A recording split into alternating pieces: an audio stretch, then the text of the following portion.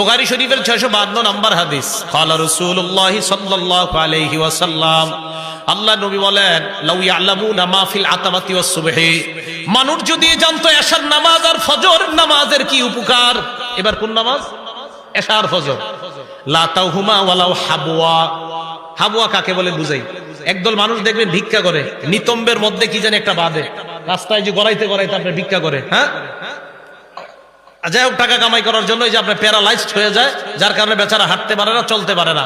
নবীজি বলেন, মানুষ যদি জানতো এশার নামাজ আর ফজরের নামাজের কি উপকার, মানুষ এইভাবে হামাগুড়ি দিয়ে হলেও নামাজে উপস্থিত হইত, এশা আর ফজরের নামাজে। তো পর্বত ইনশাআল্লাহ।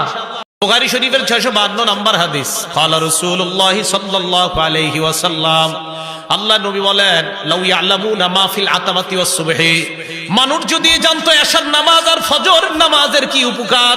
এবার কোন নামাজ? এশা আর ফজর। লা তাহুমা ওয়ালাউ হাবওয়া। হাবওয়া কাকে বলে বুঝাই। একদল মানুষ দেখবেন ভিক্ষা করে, নিতম্বের মধ্যে কি জানি একটা বাঁধে, রাস্তায় যে গড়াইতে গড়াইতে আপনি ভিক্ষা করে, হ্যাঁ, যাই হোক টাকা কামাই করার জন্য যে আপনার প্যারালাইজড হয়ে যায়, যার কারণে বেচারা হাঁটতে পারে না, চলতে পারে না।